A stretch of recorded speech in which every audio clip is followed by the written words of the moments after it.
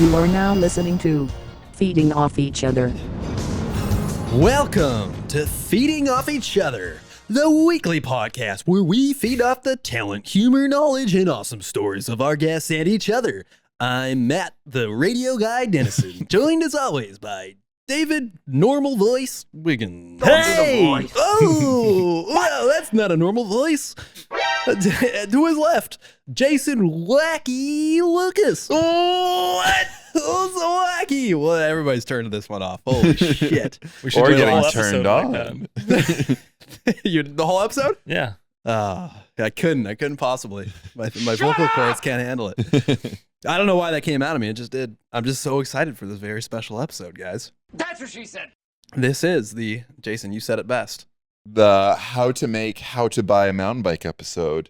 Our most viral, most successful, longest shoot. What else can I say? Like highly praised. I'm Most rambling. acclaimed. Yeah, most Highest acclaimed. acclaimed, yes. Highest acclaimed. Yeah. Mhm. Video Also, most ever. impactful, changed people's lives. Most impactful. Yes. I think Yes, that's yes, I think yes, that's the significant thing here. Yes. So yeah, how to buy a mountain bike, released in 2018. Yeah. Now 6 years ago. Pre-co. We released it, what was it, October something? was- We better pull it up. It was October. Yeah, because we shot it all spring and summer, basically. Yep. 12-day shoot. Released on October 15, 2018. Am I And reading that right? as of today, July 17th, 2024, on YouTube, it has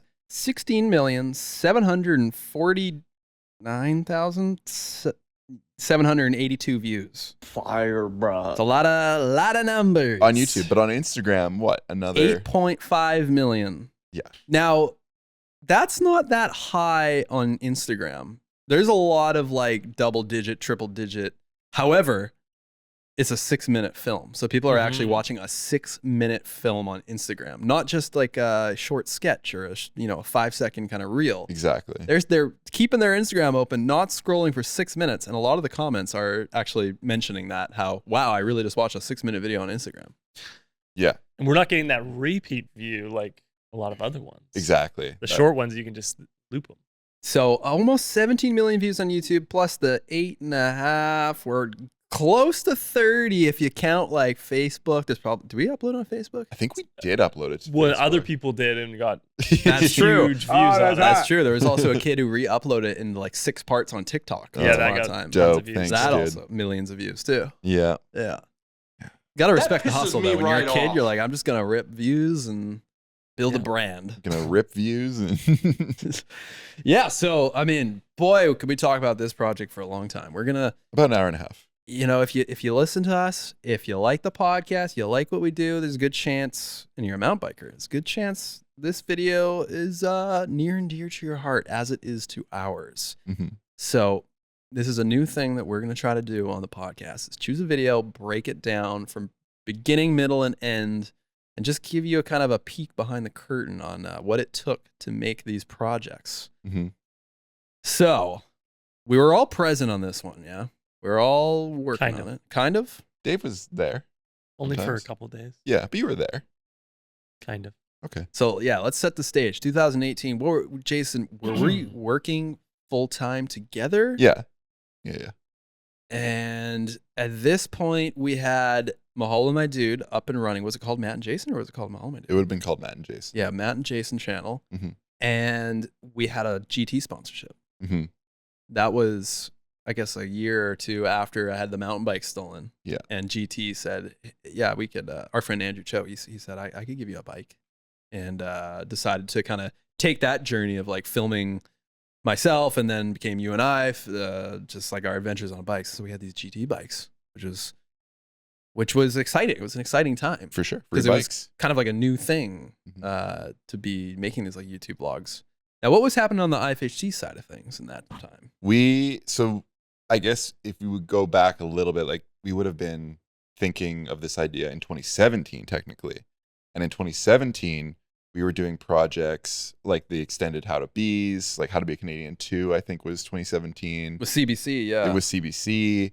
We had also done at least one Trek project, like our first Trek project, which would have been the e-bikes in Corsica video. Right. Um, So yeah, one day I got an email from a marketing manager at Trek saying, "Hey, we got an e-bike coming out, e-mountain bike. This is also a new thing, mhm.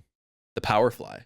And yeah, he wanted us to come shoot a commercial, and it was in Corsica, France, an island off the south of France. And we said yes. He said, "Hell yes. How do we sign up?" So we did that, and we tried our darndest to make something funny and try to put e-bikes in a good light, but also make it irreverent and kind of make fun of the e-bikes at the same time. Mhm.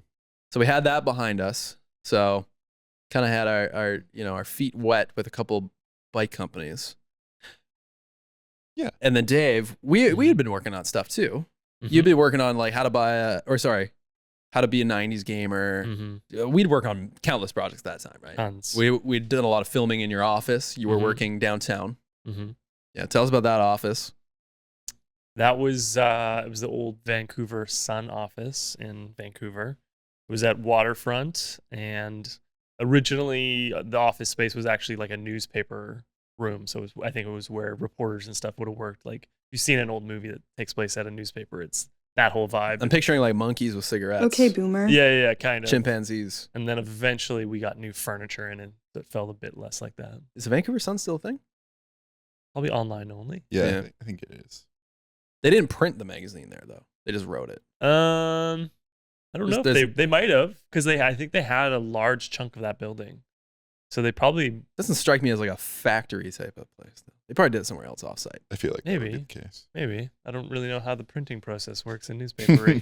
So, anyways, Jason and I we were kind of like still a bit green in the like YouTube mountain biking, like Very much. vlogging kind Very of much. land. So we had that going on. Dave, we had our relationship. We were making Mhm. stuff. We were getting creative. We were going hard on stuff. To give you guys context, sorry to interrupt. We were just coming off the back of 90s Gamer, Furta Girls, my first time mountain biking the North Shore, riding the North Shore, sorry, Nature of the Millennials, how to be a high schooler. So a Bird lot of Girls was before that. yeah, Okay. Furta Girls was before. So Really?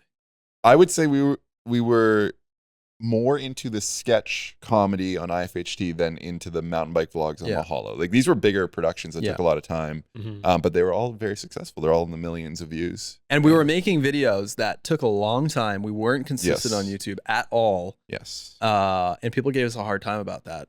Like the top comment on every video was always like, "Oh, you guys remembered your password," or like, "Oh, you guys aren't dead yet," or like, "Oh man, it's you have to wait 8 months, but it's always worth it," which is People kind don't of forget. backhand compliment. Yeah. So, I'm surprised that Furta Girls was before that. Right? Wow. Me too. Wow. So we once upon a time opened up the old internet, and I guess at the top of Reddit or something, we saw a video. I think I guess I don't know if I saw the video and I shared it to you guys. I guess everybody saw this video. It must have been like viral. And Reddit was a different thing back then. I feel like anything that was popular on Reddit, like everybody kind of saw. Now For there's sure. just too much stuff. It's too saturated. Mhm. But there's one video, how to lose weight in 4 easy steps. Short film. Who's it directed by? I think it's directed. Oh, we better look this up. Dave McCary or something. And he's a friend of. Was he a writer for Conan or something? Or Written What? by Aaron Blayart. Aaron Blair? Yeah, I think he's a Conan He's Directed a Conan. by who? face of Conan. Oh, sorry, directed. I don't know. Let's see the credits. I think he directed it too. Could be wrong. For some reason, I thought it was Emma Stone's husband. No, that's Oh, okay, different guy. no. Emma. That's Dave Directed by Ben Behrman. McCary. Yeah. I think you're speaking of, and then he's the kind of behind the camera guy for the old YouTube channel Good Neighbor. The two of Right. them went on to star in SNL. Kyle Mhm. Mooney, Beck Bennett, and also behind the scenes Nick Rutherford, who was a writer on Mhm. SNL. But they were my favorite YouTube channel for sure. Good Neighbor. Oh yeah, for sure. Yeah, one of my favorites. Well, for and sure. probably the only YouTube channel. I think I've said this on the pod before, actually, that I've seen every video. Ooh, I don't even know if I've seen every video. I've for sure seen every video. I've probably seen every video maybe more than once. I just loved it so much. It's so funny. It's right up our alley. So anyways, this film came out and it was starring Beck Bennett, who was one of the main guys from the Good Neighbor channel. So And instant- on SNL. he was on SNL at the time. Mhm. And so we were sold. We had to watch it. Mhm. And the film was had a very interesting format to it. The way it was, it was based on the main character, I guess, Beck, Mhm. and it was about his journey of losing weight, but the narration was told by him. So he was narrating his own life, but it was almost like is it third person? It's like one day you go to the store Yeah, it and was then you do this and then you do that. third person. It wasn't like one day I went to the store and then I did that and then this happened and then I met this person. It was himself, And it was less reading it as if he wasn't himself. And also less present tense.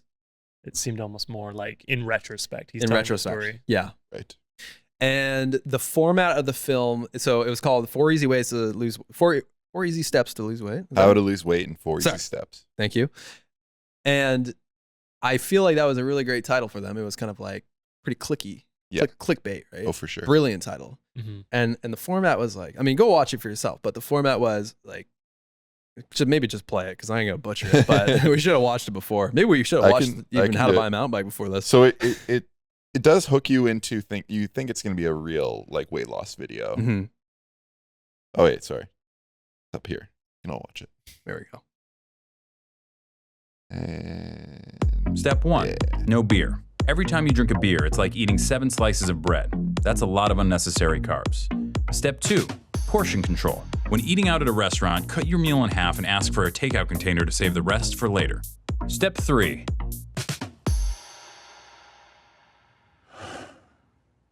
have your heart broken.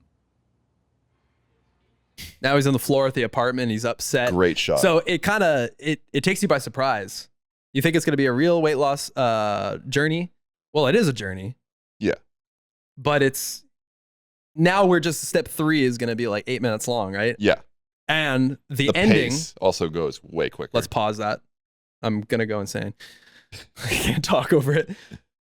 The final step is like no fruit juice. no fruit juice. Yeah, Yeah, it's yeah. like and it's super quick and like off the cuff.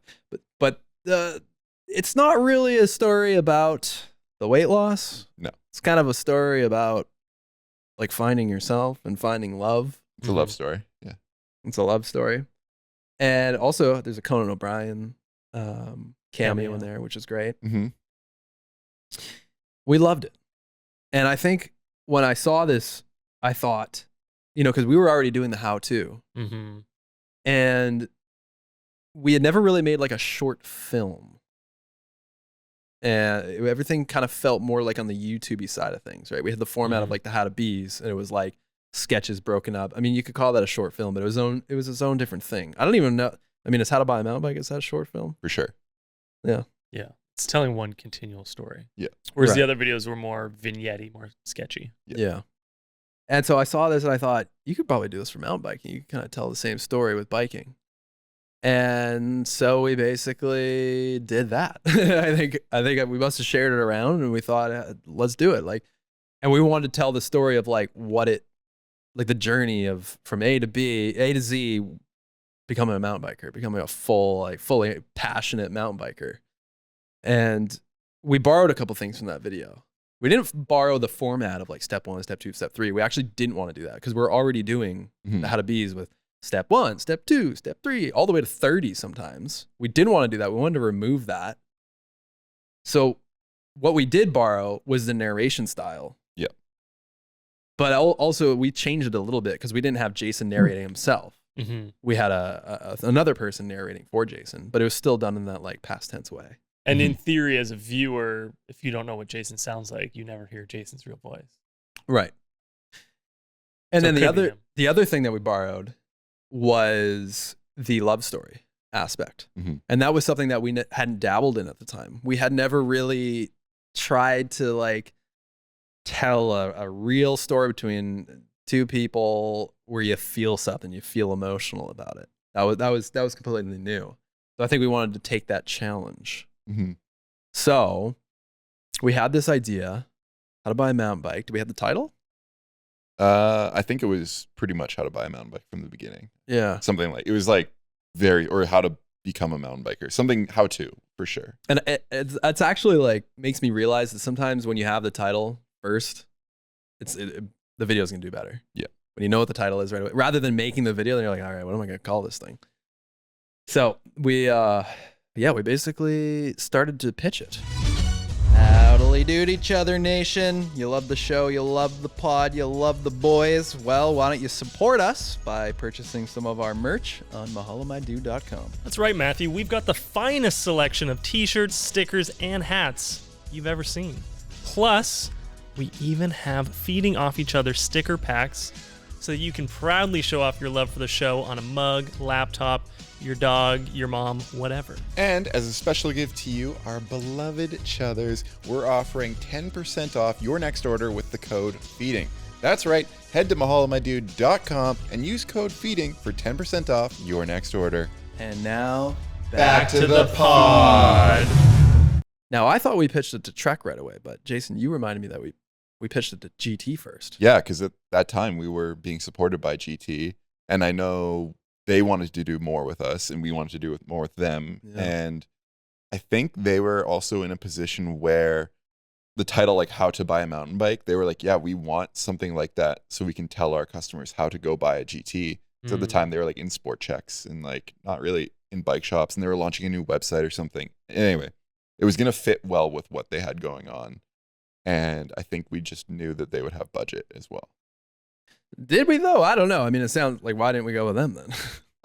I think, well, we were trying to discuss this in the car, and at this point, my brain is mush. Yeah, So I have no idea. I think what was happening was this was at a time when on Mahalo My Dude, those vlogs were actually taking off and doing quite well. And we were like, we want to do more. Doing really well. We had just done the Trek big project, and they approached us again and we're like, hey, I think they were like, hey, should we like do an agreement on Mahalo My Dude and also some more commercials next year? Yeah. And like do a whole thing. And to be open about it, like I think the price was good. Like I think it made sense financially more so than GT at the time, or maybe it just we just saw Trek and things were coming to us rather than us going to chase them. Well, Trek wanted an exclusive deal. Yes. They wanted us to only yeah. ride their bikes, and everything that we made had to be done on their bikes. Yes. And there was a crossroads there, and I remember being a little bit troubled because I had, our friend at GT who hooked us up with bikes. Yep. And that was because I had my bike stolen and my heart broken.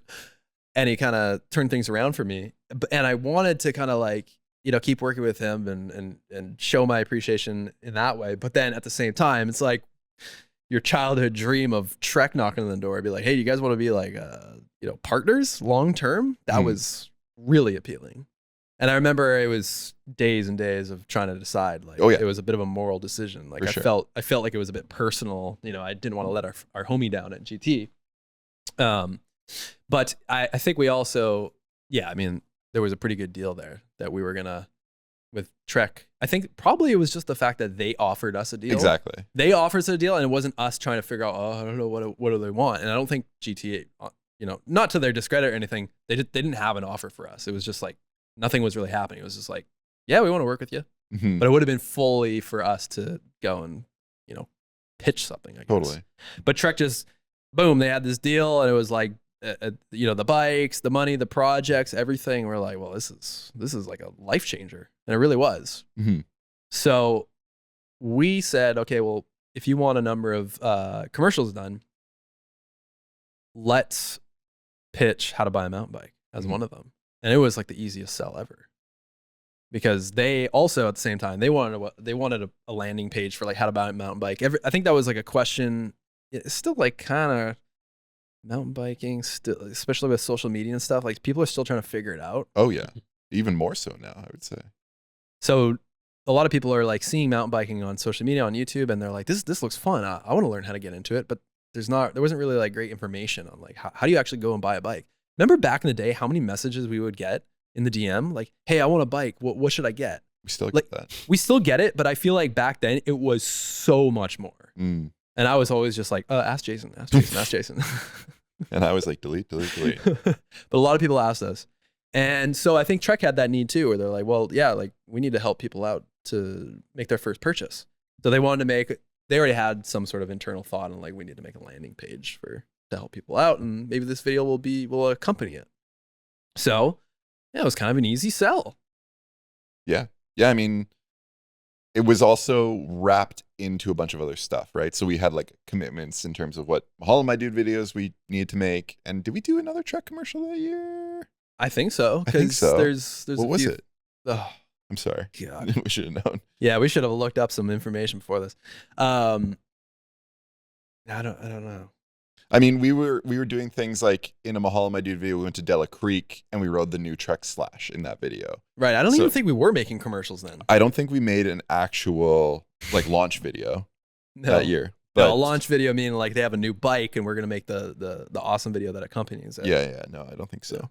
This might have been it. But yeah, anyway, it was part of a package that was just all encompassing for this video as well. So Trek said, yes, let's do it. Mhm. And so we got started. What was the budget? Do you The remember? budget was $25,000 USD. So a lot of loonies, but A lot of loonies. And for us, I mean, it is a lot of money. It's a lot of money. for sure. And this was the biggest amount of money that we'd ever had for a single video, Yeah. for sure. Yeah. And it was exciting. We had no idea at the time, like how well it would do either, right? So, I mean, of course, looking back, you're like, well, $25,000 and you got that many impressions. How much is that worth? How many millions of dollars is that worth? How many bikes did we sold? We have no idea. No idea. No idea. Where there's no metric, there's no nothing to track the real impact of the video. But at the time, very stoked. Obviously, a green light. So we went and we wrote the script. Jason, you wrote the first draft of the script. I think you. Nice. We must have. I forget. We talked about this. Anyways, I think we may have usually. I think our process is usually we have a verbal just kind of discussion. Yeah. Of what could this be about, and we just try to come up with shit and bits and jokes or whatever. We probably had one of those discussions and had some notes. 100% we did. And then you took. Yeah, I mean, I wonder if we still have that document. We probably do. I'll check. Yeah. Yeah, check. It'll be fun. But Jason went and took that and he formulated it into the first script. And I think Jason, to your credit, Dave, you probably back me up on this. Jason's great at just blasting through a first draft of something without getting too attached or emotional about something. He's good at just get it done and don't overthink it. 100%. Whereas if I tried to write the first draft of something, I'd be stuck on page one, oh, but what if this and what if that and what if this? Jason just writes it. Yeah. Which is great. Yeah. Dave, you got that in you? Are you able to just do that? Sometimes if I can remove myself from it, just get that first version out. I don't know. It's tough. Because you're a little bit like me. You're like, oh, what if this? You have all these great Mhm. ideas that are changing the course of what it could be, right? Mm-hmm. And it's hard to fight that. But Jason pumped it out. And I remember it was given to me and I was at home. I remember very vividly, for some reason, being in my bathroom or something like that at the time, reading the script. Maybe I was on the In a bubble bath. Maybe I was on the can. In the can. And I remember reading the script and finishing it. And the last line is the same. The last line in the first draft was the same as it is now. It's not about the bikes you ride. It's about the places your bike takes you. I don't fucking know. What is about it? the rides you go on? So the rides are going? I Yeah. don't fucking know. We should have watched it. And I remember getting shivers. And that might have been because I was on the cam. But I got shivers. And I knew in that moment, I'm like, oh shit, this is really good. I got worms. I just had that feeling. And I think it's a bit of a rare feeling because we make a lot of stuff. And it's not every time I read a script or a reel or something and I'm like, oh, this is going to change the world. But no, I had the buzz. What does that say? I'm about to bust. That's what that says? Yeah. I've heard, the buzz. I've heard that 100 times now and I never knew what he was saying. So sorry to interject. I do have the pitch document. Don't say sorry. Just go. Oh, on. sorry. It's the pitch document here. Cool. This would be the very first thing we created, and it is for sure. It's in date-wise. Give us some nuggets. So we have a couple questions at the top that we wanted to make sure were answered in the video. One was, how does this person become interested in mountain biking? So that was a tough thing. Right. How do you just suddenly one day decide to go mountain biking? How does it start? How does it start? Yeah. And why do they want to buy a mountain bike? So it's introducing that conflict early in the video. Mm. And then we have kind of the framework of the video here, which would be first part, buying a bike at a department store, deciding the budget, buying the bike. Then it explodes on the trail. You go to a bike shop, you end up buying a real bike. And then Now that was something that Trek wanted. I don't know if the Trek's input was I don't think given it to was, us at this point. I But don't think it was. They kind of wanted to say, you got to come to us to a real bike shop, right? Right. Yeah.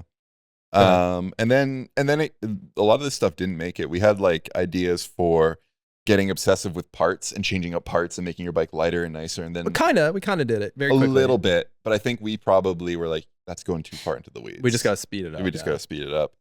But then there's stuff like going to a bike park, first crash, buying multiple bikes throughout the video, getting fired. We didn't do this, but we had getting fired from your job because you're watching bike videos Oh yeah. at work. We did have watching, looking at like buy and sell or something. You can watch a little bike videos at work. You can watch a little. But we also have going on a riding date and get the girl absolutely destroying him Mm-hmm. on the ride. So a lot of these ideas were early on. They Yeah. just weren't fleshed out at this point. And I think also the last line was the same as the first draft. I believe the very first line was the same too. Look at you. You're a Yeah. mediocre sack of garbage. This is pre-chat GPT writing. Mm-hmm. All off the dome. All off the dome. Although we don't use ChatGPT, right, fellas? Not I at do. all. Oh, okay. I thought we took a vow. Anyways. So yeah, we had the first script done and I was like, oh man, this is going to do great. And then, we probably chipped away at it and we poked holes in it. We made it better, punched it up. We were also saying too, like we should give credit to Travis at Trek, Mm-hmm. who was the marketing manager at the time, and he also, instead of being the brand guy, he was a little bit of the brand guy, but also he genuinely added creative input that helped punch it up and little jokes here and there. Always a good collaborator. Yeah. For us. Not just needs more logo. It was like, no, how about we do this this would be funny, right? And you're like, that would actually be funny. Good sense of humor. Yeah. Yeah. And so, with his input, and probably a little bit of like other people at Trek too. Yeah. He probably shopped it around. Oh, he definitely shopped it around. For sure. I remember. We then got to a point where we had a final draft. And then from there, we do script breakdown. So that involves some highlighters, a ruler, picking out scenes, and now trying to take this. How many pages was the script? Generally in film, it would've been, like 7 or 8 pages probably. Generally in film, 1 page is a minute on screen. So kind of accurate here. Our scripts are a bit different though. Like I feel like they read a bit fast because we don't have tons of dialogue. We had 9 pages. 9 pages. Okay. Yeah. That's pretty big for one of our videos. Yeah. Mhm. 9 pages, especially the amount of locations we had. So Yeah.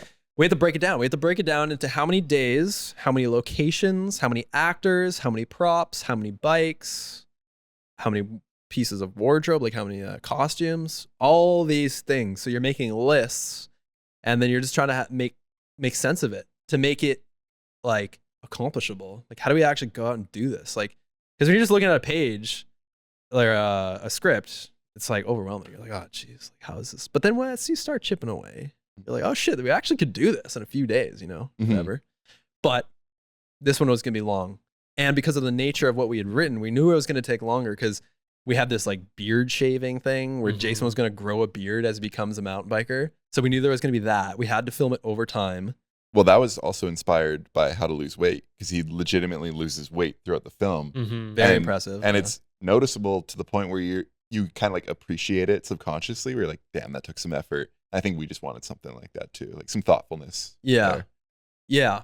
And so we broke it down, and I guess it was like, I want to say it was probably 9 or 10 days because I feel like it Yeah. ended up being 12 or 13, but I think we had pickup days. Yeah, we Pickup did. days meaning like we didn't have what we needed. We needed to go get more after the fact that wasn't planned. Mhm. So yeah, we broke it down, and I mean, what did we learn from there? We learned what did we start? What did we start with? So I think we definitely learned that we were gonna have to do like, you can't just shoot it sequentially, right? Like it's not gonna work like that. So I think part of it we shot it backwards.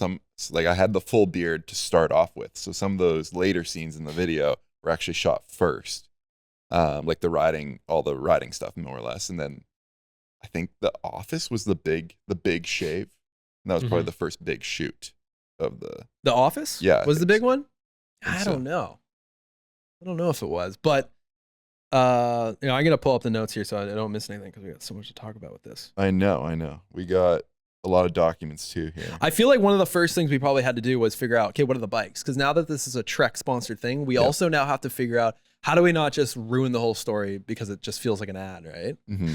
And so we knew that there was gonna be like a hardtail bike. Well, there was gonna be like some like really crappy bike, and we knew that we were trying to say this bike is bad. This is not a real mountain bike, so that couldn't be a Trek. There was no way in which we could get Jason on a Trek. It falls to bits, and Trek was gonna be okay with that. So we knew that there was gonna have to be some sort of Canadian Tire bike. And then we knew there was going to have to be like a Trek hardtail, then his first full suspension bike, then his second full suspension bike, then his dream bike. I don't know how many bikes we ended up having. It was like 4 or 5? 4 or 5, yeah. And those bikes actually came to my house. So I had 4 like, low mid-range Trek bikes, which I wouldn't normally have. We got high-end mountain bikes. I had those sitting in the garage for months. And I remember we were concerned at one point that it was going to feel too in your face that it was a Trek thing. Mm-hmm. So we actually asked Trek, can we vinyl some of the Trek bikes? Can we cover the logo? Which in retrospect is insane for us to ask, but we legit asked, can we just cover them up so people aren't like, ugh, it's just an ad. This is disgusting. And he said no. Smart. So we didn't. So we didn't, which is wise. And then we did end up going to a Canadian Tire and we bought a full-on piece of crap. Supercycle. Supercycle. Like that, yeah. The heaviest bike out of the lot. Yeah. Out of all the bikes. The thing probably weighed like 35 pounds or something like that. I think we disassembled the fork and made the fork go backwards because that's a classic. That's a classic Canadian Tire. I think it was assembled correctly, which it's credit where credit's yeah, due. it's a classic thing that the mechanics, the people who assemble the bikes at like a Canadian Tire, it's not a bike shop, right? So people who are working in the bike shop, they're doing a bunch of things, and a lot of the times the bikes are built poorly, and the telltale sign of a poorly built bike is the fork the wrong way around. So we had to do that. It's classic. If you know, you know. I mean, we should talk about this Canadian Tire shoot because, like, when we were talking about it in our car ride just a week ago, we couldn't do. I don't think you can do this anymore. Like, I think this would be really hard to accomplish. We shot in a legitimate Canadian Tire, and that was from reaching out to every single Canadian Tire in the Lower Mainland of BC, and just being vague about what we wanted to do, but saying we want to come shoot quick scene where my character is purchasing a bike for his first time and he's going to go ride it on the trails. And every single one except one Canadian Tire said no. And this one said yes. I can't remember. It was in Langley or no, I think Surrey? it was Surrey. Surrey. It was like Scott Road or something yeah, like yeah, that. yeah. And honestly, shout out to that store manager at the time. They were super chill. I said it was going to be a small crew. Don't need anything. Yeah. We'll be in and out. I think like within an hour or 2 hours for sure. I think I didn't like trust that it was for real. Same. Like I didn't trust, even like when we're in there shooting, I'm like, this is gonna get shut down.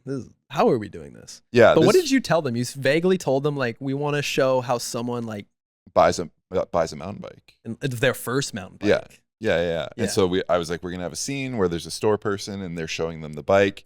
We're gonna avoid all logos. Like you can't tell it's a Canadian Tire unless you. If you know, you know. If you know. But I there's feel no like logo. those price tags are pretty True. Canadian Yeah. Tire specific. For sure. But other than that, I mean, we didn't really tell them much. Now wait, for our American friends who are wondering what the fuck a Canadian Tire true. is, It's like- what is that? Like a Dick's Sporting Good. Yeah. Bleep that. So I was just in shock. We had 3 shots to shoot though. Yeah. This backup dolly shot in the film at like the first 30 seconds here. I'm on my hoverboard. Yeah. Butter smooth hoverboard shots. I think that might be the only hoverboard shot. Might have been. And then we brought their like big, like the stairs that on wheels that they stock the top shelf with. We used that for one of the shots. For the shot? Yeah, the Yeah. top down. And we had our friend Milton as the salesman. Yeah. And I remember we kind of got flack because the only Asian guy in the film is the skeezy, scummy salesman. Oh, I mean, that's a stretch. there wasn't many comments. It's probably like There's two. not even any dialogue. It's not like buy it from a sketchy salesman or It's like something. it's literally us trying to like be considerate of like diversity in our script, and then like Totally. someone's like, well, that's not the role to give them. Like, how dare you?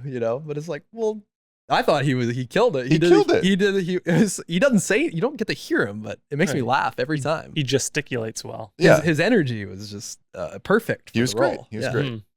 So, yeah, and it's just amazing that we got out of there because Yeah. I feel like the good thing was that when we show that the Canadian Tire bike falls apart, that was a completely different day in the forest, right? So Completely. they don't know that that's going to happen. Yeah. But we bought the bike for real.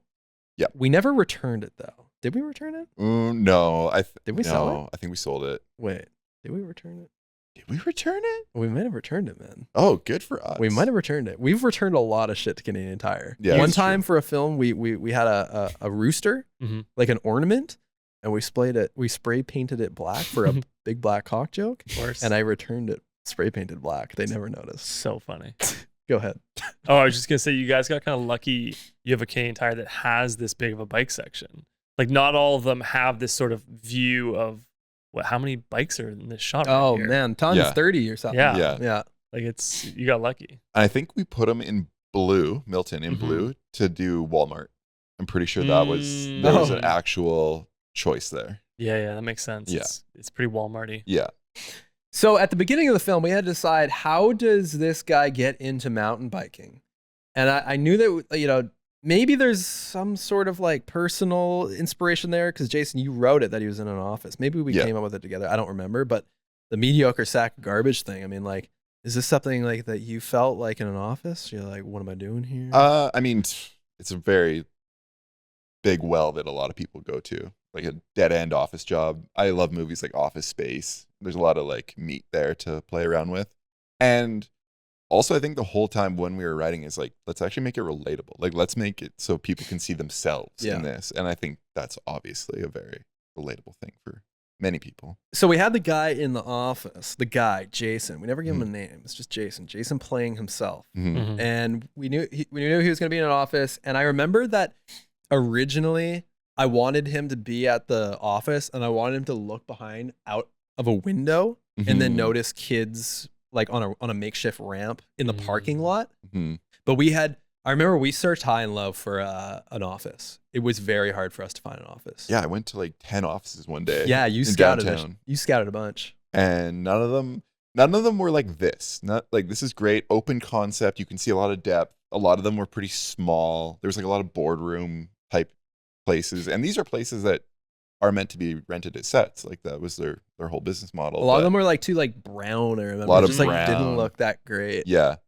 no, this is like classic. I remember we were kind of indecisive of what to choose there, and I was also like really hung up on this window thing, that he was going to look out the window. Mm. And I remember even when we got this, I was thinking, can we look out the window somewhere? Can we get that shot of him seeing the kids? But we're like up on the what floor was this, Dave? Third. Oh yeah, So at this point, Oh, we had hi. all. This was your office that you were working in. This is like you can almost see your desk, right? Your desk is like just off to the right, wasn't it? No, it was behind. Maybe you moved. I around. moved a few times, I think. And do you remember us asking? Because at this point, we had asked to shoot here many times. We were Mhm. doing a lot of stuff in the office. Mm-hmm. We were writing. I feel like we met like almost once a week or something, or every Yeah. other week. For to a while, write we were something. there a lot. We were writing. I was getting the the Chinese takeout. Like, I wanted us to feel like we were like Mhm. SNL writers, but masters of our own domain. And we were doing the late night writing sessions. Mhm. We were using their presentation thing, they had the conference call thing. We were using the projector or whatever. I don't know. We're using the screen and all that shit. Yeah. We had a TV. I think we had a TV on a stand, maybe. Mhm. But actually, you were saying an interesting thing about the whole window thing, about how you wanted to see it. I actually recently learned on the show The Office, anytime you see something that's shot into the parking lot that's from inside the office is a completely different Yeah. set than the actual office, because the actual office is a studio. on stage. But What a they've pain. recreated the few spaces that look out from the window, whatever. So I was thinking about that, how when they're looking out there, it's totally different. So you probably could have found a creative way to fake that he is looking out his office window, but you'd have to shoot it somewhere else. Mhm. Right. So yeah, we had a big day shooting in this office. A lot of meat there, and In the shop. we're using meat a lot. And we had help. We had help from Byron Cotman, Yeah. our cinematographer and friend of the pod. First time working together, right? First time, and I don't know why I reached out or what the motivation was. I feel like I really don't know why I reached out, because at this point we were just shooting everything ourselves. I don't know what made me feel like maybe we need some external help, or maybe it was because we had a little. I don't know. We had budget for sure. Even though he did it for free, very Yeah. kindly. This was our first time, and I sent him an email, and I was like, "Hey, Byron, I'm a big fan of your work," and I was like really nervous to send this message to him, and then he emails me back, and he's like, "Oh, hey," I like immediately like, "I'm a big fan too," and I was like, "Oh my god," I was about to bust, and yeah, instant friendship right there, and he was, I mean, that was a life changer too, getting to know Mhm. Byron, because he just really elevated our filmmaking. So we're in the office with him, and he's got his partner, First AC, Kelvin, and they're just, they can do so much so well. We had dollies, we had lighting that was like more extravagant than we had ever used before. Normally it would just be like light panels with no diffusion. We had all sorts of lights, right? There, like on you there's like what is it, like a book light or something? Or This is not my world. We had some lights. book light, I don't know, there's lights everywhere, and it's just it was an eye-opening experience to be like, oh wow, this is what it takes to make it look like a movie, right? Yeah. And so everything was like done on a dolly, the Dolly Bros system that he had, and it's just us running around. It's still a very small team, right? But we had 1, 2, 3, 4, 5, 6, maybe 7 extras or something, and we had to shoot quite a bit there. We had to shoot you as normal mediocre sack of garbage. Yep. We shot you meeting love interest Jess Yep. for the first time. Yep. We had you like, not paying attention at work, and Yeah. The day went backwards, right? So like the Right. final scenes and the office scenes in the film were shot first. So Right. it was me like discovering the new red bike, and I'm jumping ahead here a bit, but go ahead. yeah, discovering that PDF, not paying attention at work, and then shooting the meeting the Jess scene. And then the very first shot in the video where I'm a mediocre sack of garbage was actually the last shots of the day, basically. Yeah, 'Cause and I shaved. it feels very uncertain too when you're doing that. You're like, oh man, this Oh, is the it's first shot. Fucking You feel scary. this pressure. You're like, shit, this is the hook. Yeah. It's got to be good, right? It's just uncertainty the whole time, right? But and also like when you're in the office space, you're really trying hard to like diversify the type of shots, right? I remember like this shot where you're everybody's yelling at you trying to get stuff done, and you're just looking at bikes. Mhm. I remember that was Byron's idea. Like, what if we shoot with like the 14 mil that you have here, and we shoot some really wide? And I thought, oh, that's really cool. So it was fun to like just try to make the same space look different. But we got to talk about the AC, guys. And not the first AC. Not the first AC. This was the cool AC. The lack of cool AC that we had. hot. Dave, Yes. your office Mm-hmm. only ran AC on the weekdays, Correct. So no one was really ever working there on the weekend. and it's a big building. Yeah.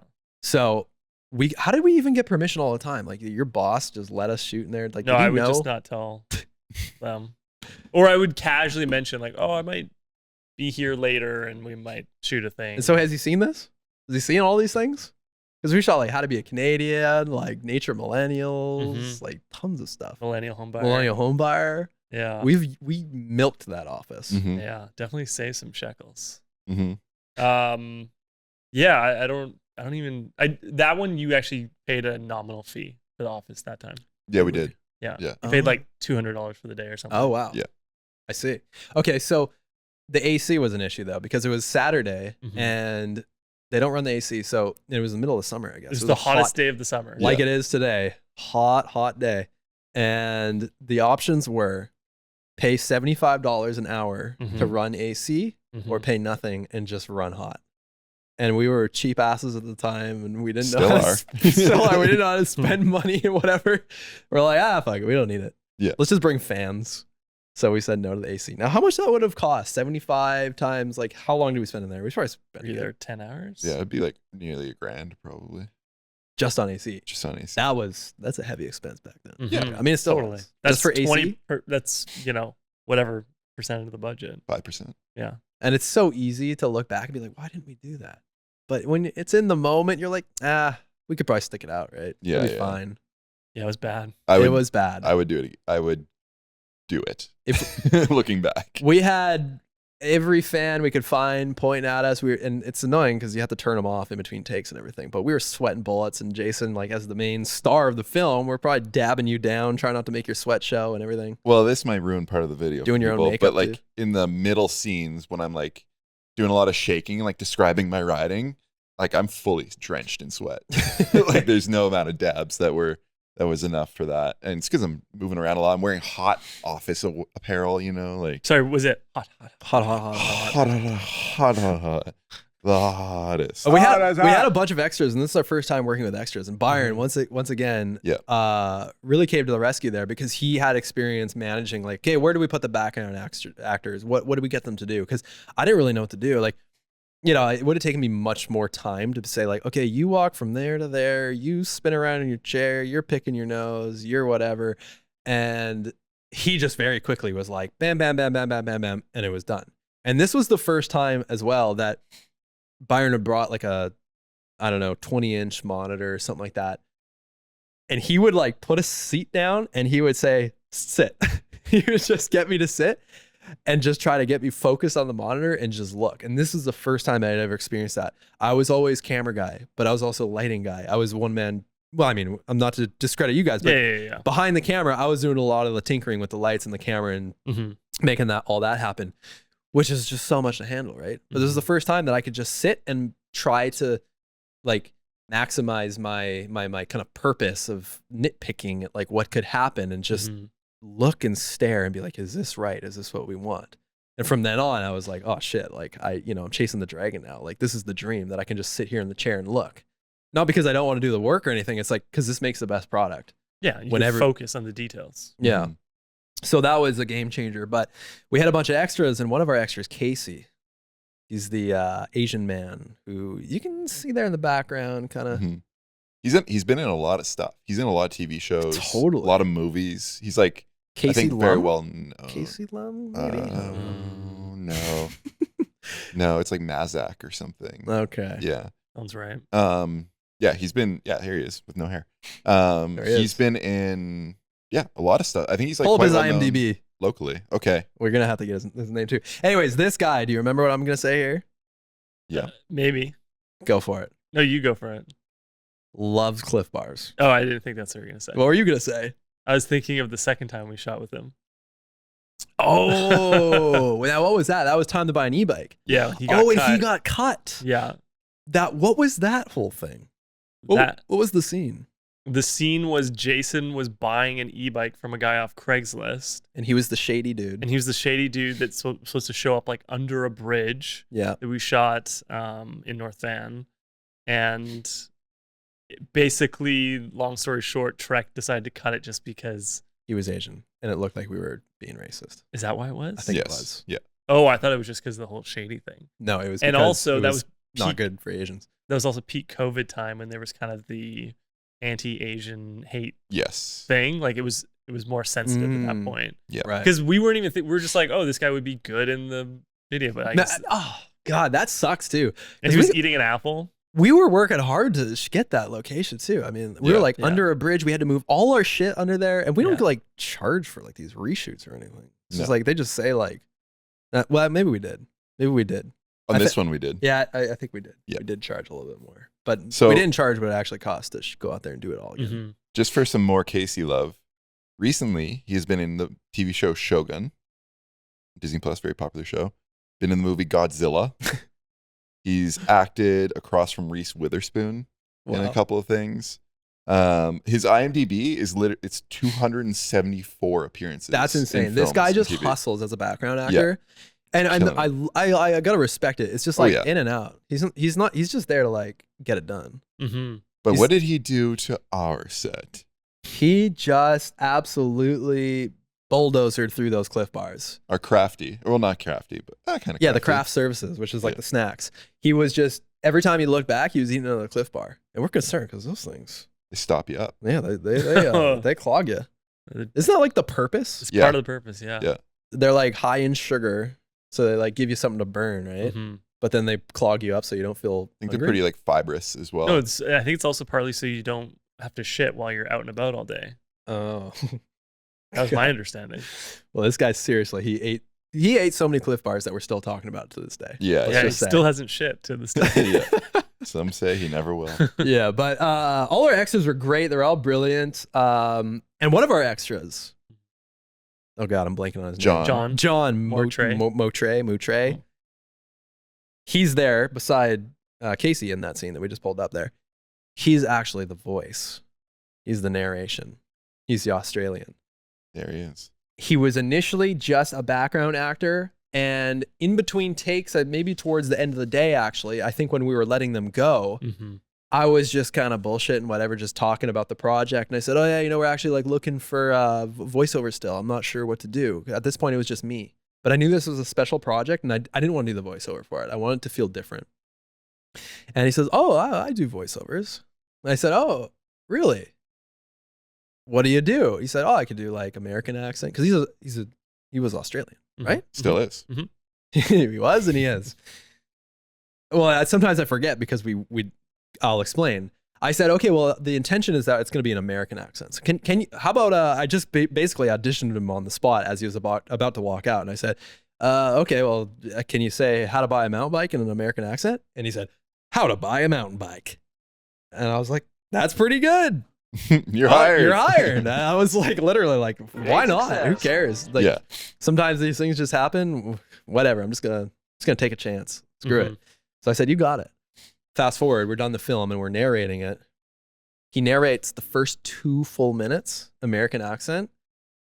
Look at you. You're a mediocre sack of garbage.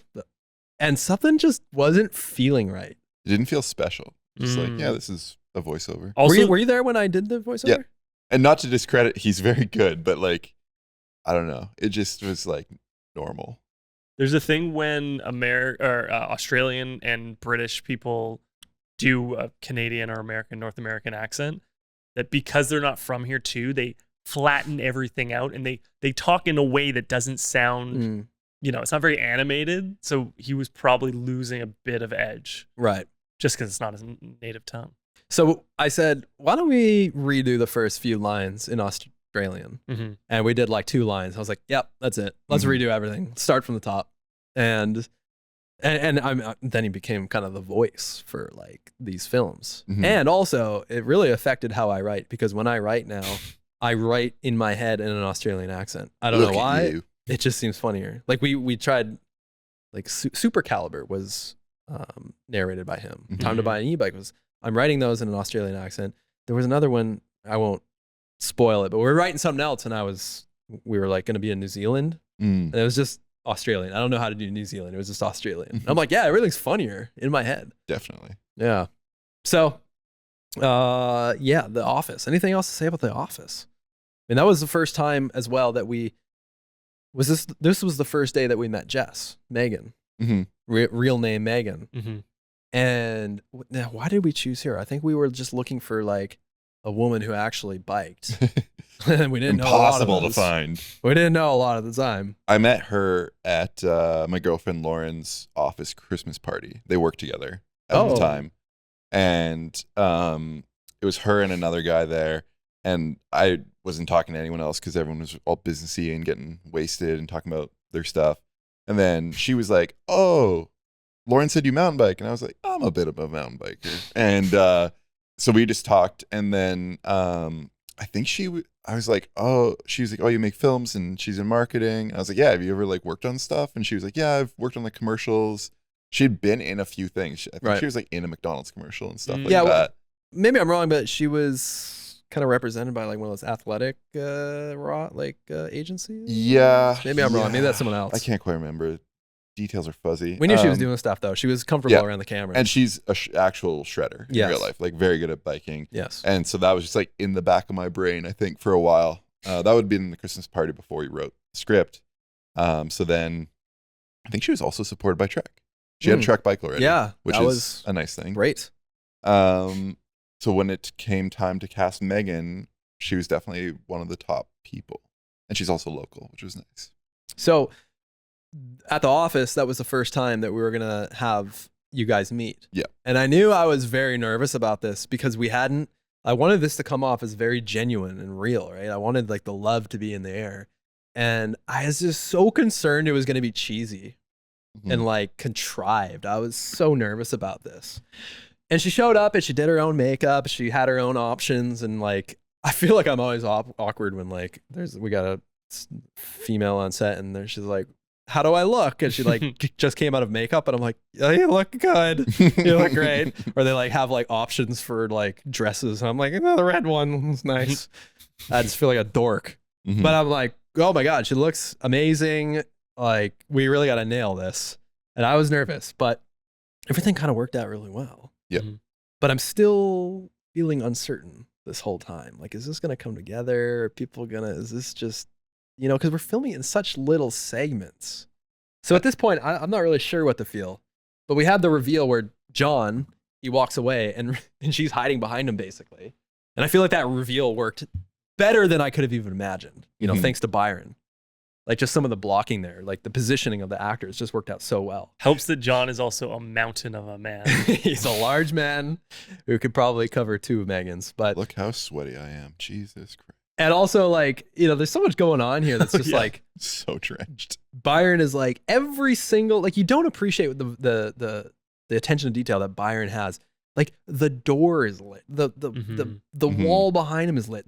He punched out the ceiling and hung a light above Jason's. Like that was when I started to really learn, like, wow, you can really get meticulous with the lighting, and it makes a difference, right? Yeah. Like it's those little things that make people watch it and they go, well, why does this look so good? It's because it's lit, as good as it can be, right? Fucking lit. So yeah, man, we got some good photos. Hey, fans and people sweating their balls off. Byron was sweating. That guy's always sweating because he's doing everything, doing everybody's job, whether he has to or not. So yeah, move on from do you want to talk about the shave at all? The big shave? This would be the first big shave. There's a couple big shaves. Yeah, this would have been the first. I mean, like, I don't remember another day where I actually shaved midway through the shoot. Right. So this would, at some point after shooting all the further scenes, I went to Dave's office bathroom. The public in the bathroom. hallway, yeah. Communal bathroom. Luckily, no one's there. Yeah. And did the old shavy shave. Right into the sink. Didn't clog it. Raw dogged it. Who knows? No, I think it was one of those drains that, was open enough that accepted my hairs. And it's just so funny to have your buddy like go out full beard and then come back 2 minutes later completely clean shaven. And also, everyone's your kinda face laughing. was pretty red. Oh yeah, at first. Had And razor burn. I remember being like nervous for you. I think we had ice packs or something to like put on. Yeah, razor burn. I mean, I'm sure I was shaving with a disposable too. You shaving, having just shaved your face and going like this has been my contact photo for you since this. we got it on the fridge here. Yeah, it's great. Magnet. Also, another unforgettable character, if you will, is the drinking bird. Yeah. Even the bird thinks you're a loser. Yeah. I think this was probably a punch up from me. And Probably. my inspiration was The Simpsons. Homer Simpson and his drinking bird. When he decides to gain like 300 pounds because he learns you can work from home if you're overweight, I believe. Yes. And what does he do? He's got a drinking bird that He's just hitting the same button. Yeah. hitting the button on his The keyboard on yes his button or computer, whatever, doing the Y. work for him. Yeah. And the bird ends up saving the city. No, the opposite. The bird starts a nuclear meltdown. And Oh, then did it? Then he goes there and there's an explosion's about to happen. He's so fat, he clogs the hole. Okay. It's fuzzy. It's fuzzy. Someone suggested, a friend of mine said we should do a Simpsons only pod. Just talk about the Simpsons. Love it. He's a master of the Simpsons. He knows everything. It's insane. I actually have a couple friends like that. Like it could be the first 2 seconds of the Simpsons and he'll know what episode it is. The bird falls over. Oh, it's too good. So the drinking bird, I don't know. I was just obsessed with this. It's so old school. You don't see them in the office anymore. No. But we found it on Amazon and I had to buy it. So I think we bought that. We bought like the chain picture frame. Yeah, maybe. yeah, we did buy that. There was a couple props. I don't think we were super prop heavy on this though. No, This film. didn't need it. No, it was Didn't need mostly just great locations. We needed great people to be in it. And Jason, you shot for yourself or wardrobe. Pretty sure, yeah. You got your own business attire there. You probably hit up the Value Village, which For sure. we spent a lot of money at Value Villages over the years. Oh yeah. Yeah. Oh yeah. A lot of thrift store stuff. I mean, It's fun. it's not like you say a lot of money, but in the at the time, like I bet I spent less than $300 for all those clothes. Yeah, but I mean, over time, we've spent a lot of money at the Value Village. But the great thing about Value Village is you can buy a bunch of stuff, and then after the shoot, you can't return it, but you can exchange it. For store So credit. for store credit. So Yeah. you could exchange it for something that you might wear personally, or maybe something for a future shoot. Yep. So that's nice. That's a hack. And then also one more thing about The Office. The newsletter, the press release, Mhm. that was made by Travis. We said, hey, we need like a believable press release. Mm. And it was his joke, I think, to say, and it's, maybe it was, to say, and it's red. Yeah, I don't yeah, know it if that was. was. I'm pretty. But Travis came through with an awesome mock press release that we then just put up on the computer. Mhm. I think another thing that I was really uncertain about with The Office was that we were filming so much screen. Mhm. Like we were just filming computer screen. And I thought like, this is not good. But I don't know, with Byron's input, it looks amazing. It looks great. Pretty quickly paced. A lot of cuts. And I think and it's red really resonated with a lot of people. Mhm. Like you just got your bike, you're stoked on it. And then the next year, basically the same version, slightly different comes out and it looks different. It's Yeah. not that it's better, it's just different. Just You're always different, new. enamored with the best, newest model year, right? Mhm. So yeah, that was the Office scene. I mean, a lot to talk about there because it was probably, It's a huge day. it was huge and it's reoccurring, but Yeah. What next? Yeah, I mean, after that, we would have shot. I was shaved, so we would have shot those early riding scenes, like going to From with Byron again, Yeah. outdoor, shooting me riding the supercycle, it exploding, and then we also shot some of those early Trek hardtail riding very easy trails, and we were talking about in the car, but like you write that stuff where it's like Jason rides green trail. And it's like, well, what does that actually look like? How do you actually show me as a newbie? And I think you and Byron brought a lot there in terms of just camera movement, making things interesting, making things look good. And also, you can see how green I am at riding bikes. Well, a lot of it was like the helmet you're wearing, the shirt, the khaki shorts, right? You just look like not a veteran biker at all. Right? Totally. But like shots like this, where it's like he would have been on the Ronin, I guess, like walking backwards or something. He's showing very specifically that I'm really sweaty, not climbing for very long. And that's a subtle detail there to show that you're sweaty on a green trail. I remember we had you doing jumping jacks and then we splashed water on you because we're like, oh, well, a newbie, they'd be sweating bullets by the first 1 minute, right? Totally. So I remember being out there and it was the first time seeing like a big camera gimbal properly balanced, and it blew my mind. I was like, it's this smooth? I always thought there was a bit of jank with gimbals, but this was so smooth that you didn't even need to use any like stabilizer after the fact. It was so goddamn good. And probably that was also when I realized, wow, a camera prep day goes a long way. Yeah. Because before this, we were probably just like, all right, bring all the gear to the set and start building the camera on set. Right? Yeah. I think it was just like a resistance to like, no, you don't need to add another day to this. Let's just get it done, right? Totally. And it's a slow realization of like, damn, good things take time. Work smarter, not harder. So yeah, we're out there with Kelvin and Byron and James. It was still a really small crew. Yep. And we're at the base of Frome. Yep. We shot roadside attraction. We're on bobsled. No bobsled. Yeah, there's a shot of bobsled where you pass way. when you pass James. Oh, when I passed James, you're right. Yeah, and then I'm in there for 1 second. My short cameo. Oh yeah. I ride past, and I'm the character from my first time on the North Shore. Yeah. Which is such an Easter egg. Like that's. We're like, everyone's gonna know. Well, because I'm in the white T-shirt, I'm wearing my dad's old 661 helmet or something like that, and I'm eating a granola bar, and it should be it's a super like niche joke, but yes. The joke was that even I'm passing Jason. Yeah. Yeah, everyone knew. Yeah. You had some cameos there. Yeah, this was Linn Headwaters. yeah, Linn Headwaters, which was not the original location for the day, but I No. think we got to the original location nearby, and it was busy. It didn't work. Something like that. This is one of those days where we posted a casting call on Instagram. Hey, we Yeah. need background. And we were just, dude, we weren't doing casting calls. We weren't doing auditions. It was just No. like whoever says I'm in is in. So we had Eric, BCO POV, Yuka, and Bella, I believe is her name. Yeah, I think Bella. Pretty young there. Yeah, She's a teenager. bit of an now. odd squad. Very odd squad. It didn't match the original vision. The original vision was supposed to be like it's a busy parking lot, Yeah, and we were supposed to get a lot of people. And so it's a bit of a not. I was real. This is one of those another uncertain moment where I'm like, are people going to be like, why is it like this group of people? Is that supposed to be their like Daughter. kid or something? Yeah, like yeah. this is a bit weird. This is another classic example, though, of people don't know what it could have been. Yeah, They yeah. only yeah. know what it was and what it ended up being. yeah. Bit of an Easter egg here too. Eric is miming riding down a trail. That is foreshadowing for when I mime riding down a trail later in the film. Mm-hmm. Didn't know if you picked up on that. Was that on purpose? Yeah.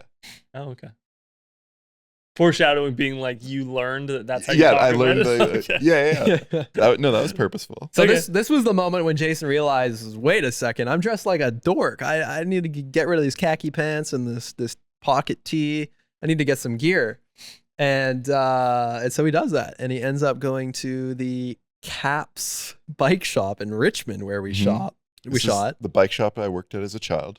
Yeah. So we had a good connection there. They're also a Trek dealer, so that Mhm. also made sense. Yeah, but do we talk about the cap shoot? Yeah. So okay. Oh, so boy. yeah, the scene where he gives the credit card overhead and buys a bunch of gear. We shot Jason getting his first bikes. We shot a whole bunch of stuff. Shot a lot this day. We shot a lot. And it was Jeff Gulovich as the like old school free rider bro bike shop owner who's like, hey man, yeah, can I get you a bike? What do you need? Yeah, man, how about this? You know? And This is a great photo. There's some great photos of Gully from this day. This is him feeding you a Cheeto while you man the camera on the top of a ladder. yeah, and we didn't have Byron every day. No. We only could really use him for some of the days. For the rest of it, I was just shooting it alone. Was anybody pulling focus for me? Not here, I don't think. I was just doing it myself. Yeah. Maybe I had the trigger or something like that. I don't know. Oh. Anyways. Yeah, and I'm on the Ronin too. I think I learned, oh crap, you can balance a gimbal really well. I better get mine up to speed. Anyways, long story short, we had to end up cutting a whole bunch of scenes. Do you remember this, Dave? Nope. We shot a whole day, and then when we delivered the film, Trek wasn't very happy that it wasn't shot in a Trek retail space. I do remember that. It was a new thing at the time for Trek retail spaces. Yeah. They were very new. Brand new. And I think they approved our plan to shoot at the Caps mom and pop kind of style store, but I don't think they were pleased with how messy it looked. I mean, it's not even, it's more busy. Busy there's would be the right- a lot of bikes in there. A lot of posters. Old stuff. A lot you of know? bikes that aren't Trek. Like, And it's like, it's an old bike shop that just kind of became what it is over decades, right? Mhm. Whereas a Trek bike shop is like, all right, the colors, the walls are this color. We need this picture over here. It's very prim and proper. looks and like nice a and car sparkly. dealership. Yeah, exactly. Yeah. And so they wanted to promote their retail. Mhm. So they said, sorry, you got to reshoot it. Mhm. And we were very upset. Oh yeah. Yeah, I was definitely not stoked. Cause like you just said, we delivered the final film. We're like, it's done. And they're like, no, it's not. So we reshot. We went to a Trek store in Port Moody. Trek Coquitlam. Trek Coquitlam, Coquitlam, okay. yeah. Almost Port Moody. Yeah, And it was all for the best too. it was. Mhm. It was for the best. It It, was. looks good. We had, it's funny because we just we got the permission to show up, but we're like, hey, we're shooting a film and you're our main actor. Yeah. And they're like, oh, really? Okay. We just didn't, they didn't know. They didn't really know. Yeah. But we shot Jason buying his first real bike there. We had him walking out, all stoked with the truck in the background. Mm-hmm. Yeah, but a couple scenes did remain in there from Caps. Oh yeah. The famous seat post Yep. shot where Jason emotes at the dropper post. That was Yeah. still in the Caps. Gully flicking the carbon frame. Yes, Yeah, and yeah, it's yeah. carbon. And That's it's still in carbon. there. Yeah, the buying stuff. Like, it wasn't a total write-off of a day. And it was cool to film in like childhood bike shop, but And the big magnifying glass. That Oh, was yeah, at the big Caps. Yeah, magnifying a little bit survived. yeah. Yeah.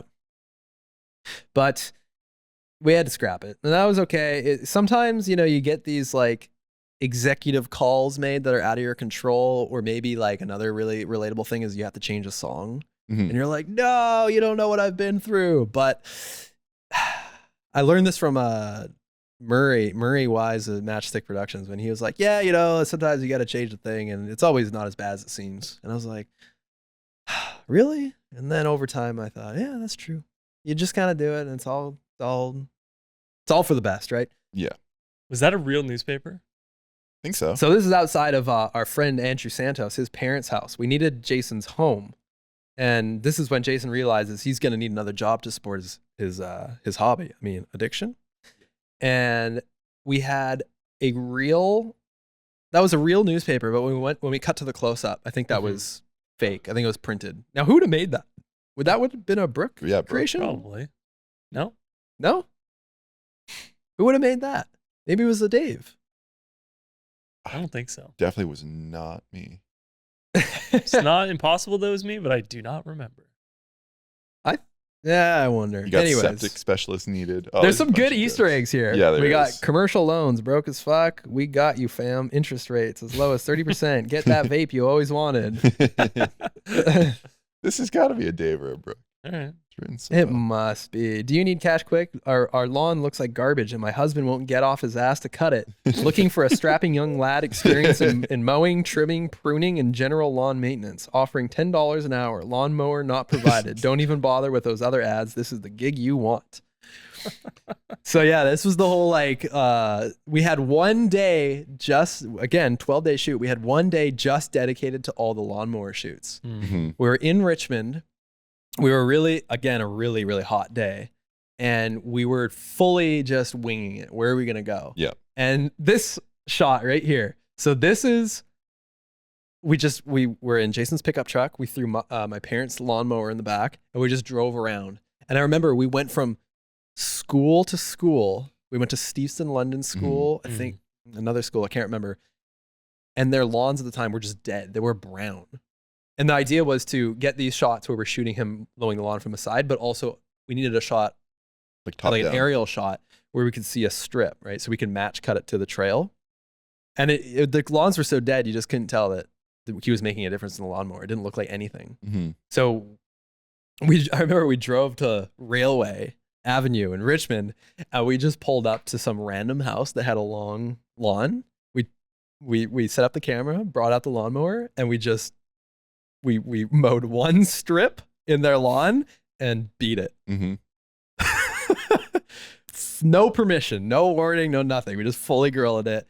We're doing them a favor, a very little favor. And you gave him a landing strip. Yeah, Now we they know where mowed to go. like 5% of their lawn. But that's hilarious because I wonder if this ever got back to that person. Probably not. Probably not. No. No. Doubt it. But But they're yeah. chother, so now they're seeing it. Yeah, Yeah. right. But I just love that we just showed up at someone's house. Yeah. So- I mean, yeah. Yeah, but this was like my aunt's yard. Why did we go this far? Was it this I was think- where we shot the aerial one, I think. Yeah. I think it's just one of those things where if you know where it is, you're just like, we know this will be good. We might as well do it. Yeah. Certainty. Yeah. Fully opposite side of town just to get one shot. And I think there was another angle which we needed, like, I think it was the one where you're going left to right at the very end, where it's like more lawns, and you were like up on you were actually on cranberry fields, and Right. you're like on like a dike, and we're shooting. Go ahead, Dave. Nope. Go ahead. Nope. And yeah. Anyways, lawn mowing. Good stuff. Yeah, there. Good stuff. This because match There cut you go. it. There's the shot. Yeah. So that was Look their at that backyard. definition. Woo. That was what we couldn't get in the school. You I couldn't remember see we it. cut a few of these because I couldn't cut a straight line in the lawn. Yeah, it's hard. that's true. It's hard not to go like diagonally through the frame. So we did a test. I think we did it with the lawnmower off, and we made wheel marks, and then you just go through with the same wheel mark. Also, those lawnmowers, when you're cutting long grass, they just stop, Yeah, which is a nightmare. Yeah, you had to be careful. Is this a there. drone? That's Yep. drone. That'll be a drone. And we should have used a better drone. It was a shitty drone compared to the camera we were using. Doesn't matter. Yeah, fair enough. But then we had the match cut of the trail, and we're shooting in Squamish in this, which is a completely other day or two. This was also like a why the hell did we go to Squamish to get this one shot? Well, I think we're already in Squamish Yeah, but because we were shooting on Half Nelson. Yeah. But my question is, why didn't we wait till a better day to to not get the spots? Yeah. But it's like, it's fine, right? Yes. But I remember James Healy, he was piloting the drone and he crashed it. Yep. And I just remember, I still have it in my head. He's like, no! And it just falls to the ground. It was fine. It was totally fine. Yeah. Brooke, can we get the time unblocked there again, please? Yeah, so Squamish days. Yeah, I had another memory pop in because we started the day in Half Nelson or in the whatever Quest University zone, and this was the first time we had our riding crew with us. We had Braden Hitchcock from Overland Outfitters, Brian Cerneals, and their friend who I can't remember. Wow, I thought you were gonna get them all. I don't know who the other guy. Sorry, friends. Do you know?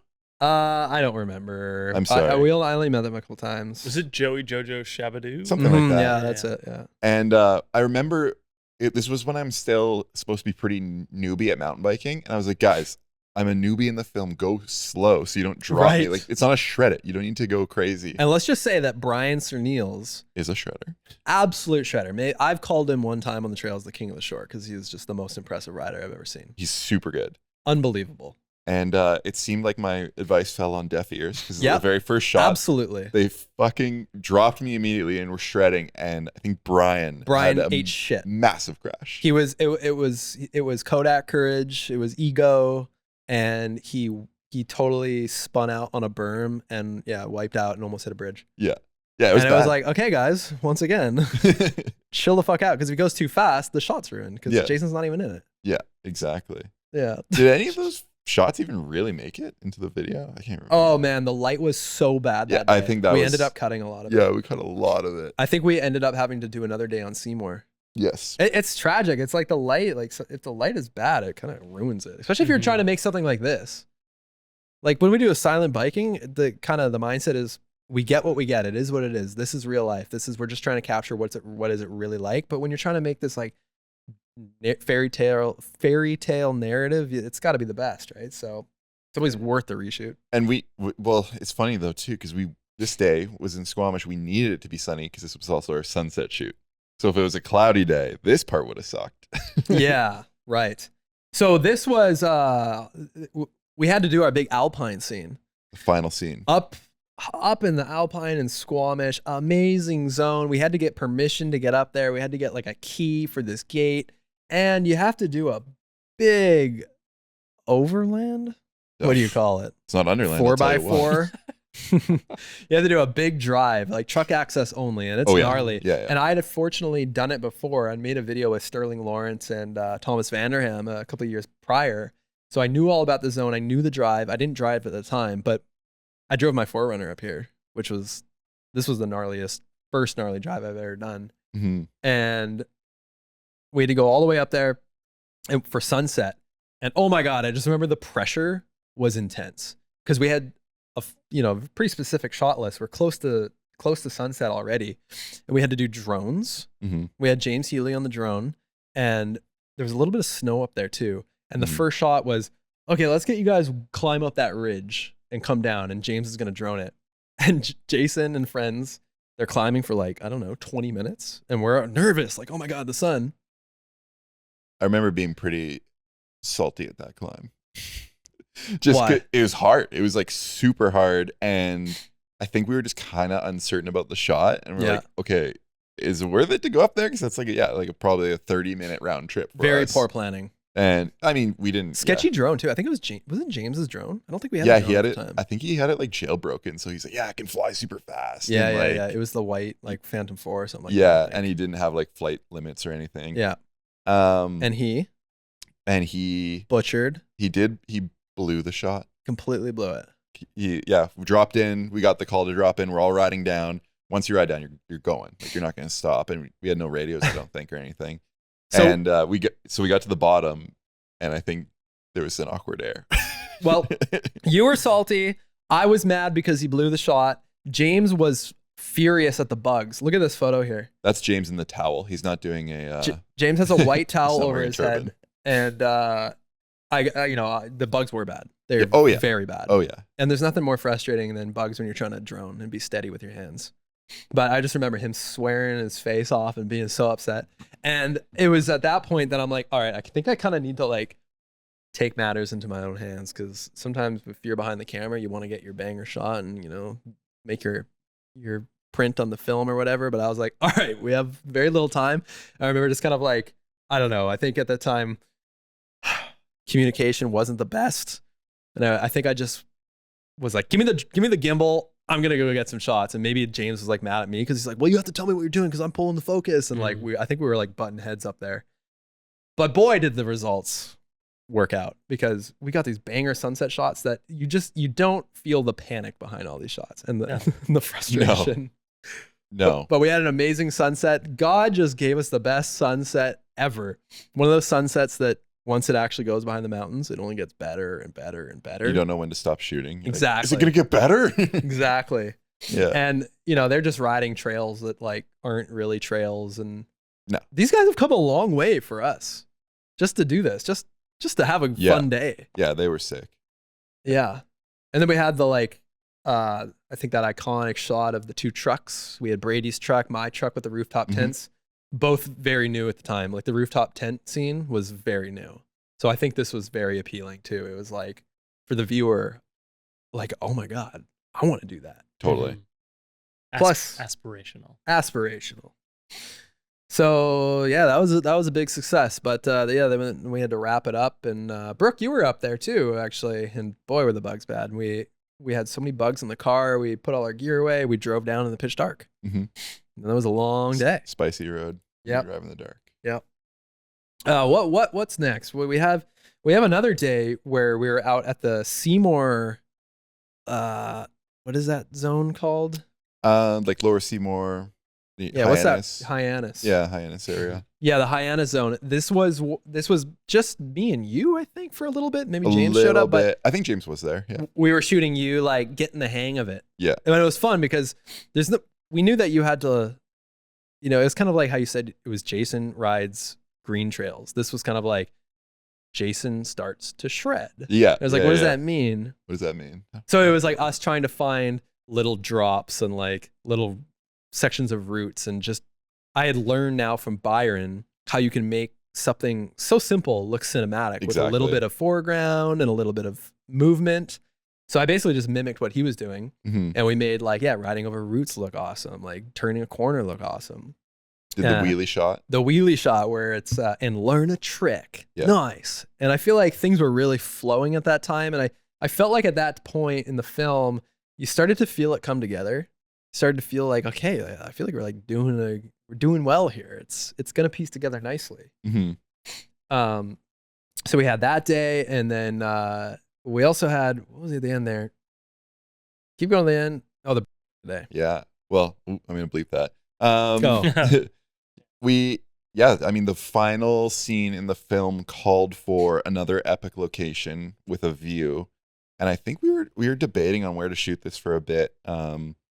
We had even Quarry Rock as an idea, but we were like, you don't, you're not supposed to bike there, and it just kind of takes you out of it. So there's a trail in the sea to sky with a really epic view that we had ridden before. The issue is it's a real pain in the ass to get there. Absolute pain. No vehicle access and a very steep road to climb up.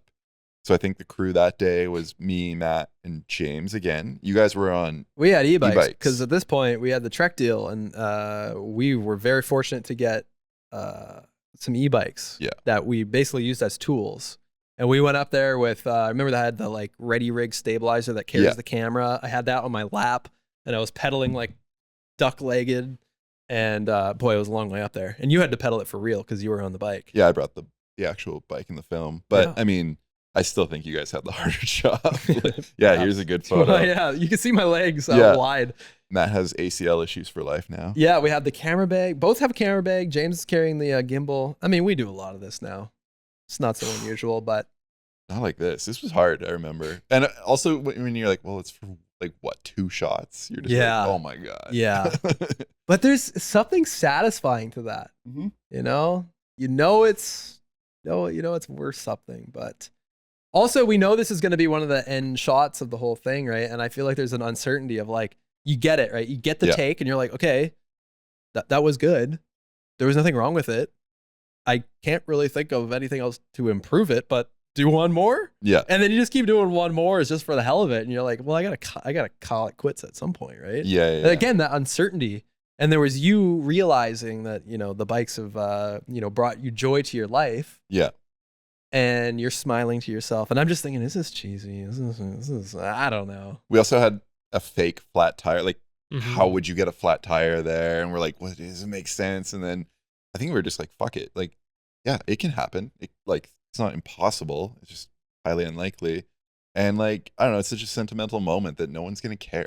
Like, no one looks at it like that. And I think we kind of took it for granted that like this spot was like beautiful. Because So sick. when we first started screening the film, every time it got to that moment, people were like audibly, whoa. Yeah.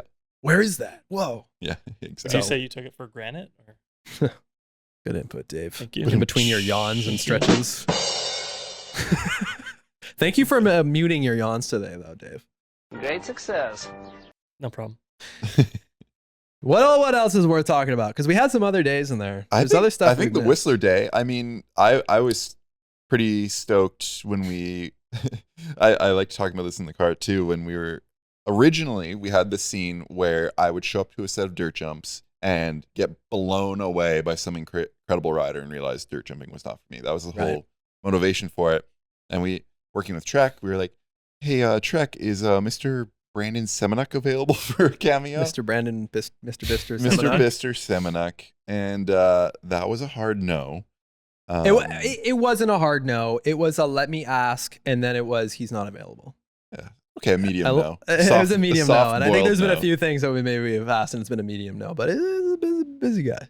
But I mean, honestly, this worked better because we got Jackson Goldstone, Yeah, who at Brandon. the time was like 12 or 13, maybe. Which is mind blowing. So like in the film now, it's a child showing me up rather than a full-grown adult. Right. And yeah, we had the setup there, the Whistler Dirt Jumps. I got that bike just for this shoot. And we You were built wearing a it pretty up. good shirt. Yeah, an Australian shirt. What does it say again? Good day, mate. Yeah, good day. Yeah. Again, it was just like it's Australian. It's funny. Yeah, so Is the stupid. joke that you're a Joey and that's why there's a kangaroo? No, I have Oh, no okay. idea what the thought process was. Yes. Yes, we intended that. But I But- mean, how many shots did this take? Like, Well, 5? the thing was, Jackson is so talented that every single time he can nail his tuck no hander, and me on the other hand, I feel god awful at tilts and pans on the camera. I probably messed up more times than Jackson messed up, but we probably were only out there for less than half an hour shooting that. yeah, I'd guess. there was some timing too. Like, I'm walking up into frame, so like focus had to be established. I think. Yeah. No one was pulling. Yeah, there. yeah. I was hand bombing the focus. Yeah. But the other thing that was interesting was Jackson Goldstone had just come off a Disney shoot. Yeah. He was a stunt rider for a massive Disney project. And he was like, he had to do something where he like jumped up on a ramp, rode through the thing, blasted through the door, jumped, did a gap jump and, skidded to a stop kind of thing. And we're like, oh man, Jackson's going to be stoked. He's in a IFHT short film. And he's like, yeah, I just came off a Disney shoot. Budget was $400 trillion. And we're like, okay. Mickey shook my hand. Well, we suck. But But- yeah, that all worked out. And I think, again, I was a little bit uncertain. I think even in the edit, I was uncertain because you can't, the way that this came together with like the crossfades and stuff, you can't really script that. No, that's an editing choice. So there's some moments where you're trying to punch it up in editing and you're like, is this good? And with the whispering, it's kind of hard to capture whispering as voiceover, and I didn't know if it was going to read or play or what. And for some reason, I thought the dirt jumping was going to be too niche, and people weren't going to like get what he's doing, like a tuck no hander. Just full overthought the whole way. Mm. But in addition to that, I think that was the first thing we did in the morning. Yep. We met Jackson and his father. They've come out a couple times to help us out. Mhm. They've really pulled through for us. We really set the bar high so they can expect 17 bazillion views every time they work with us, and that was not the case. But after that, we went up and we had to get shots of like for climb higher and jump farther.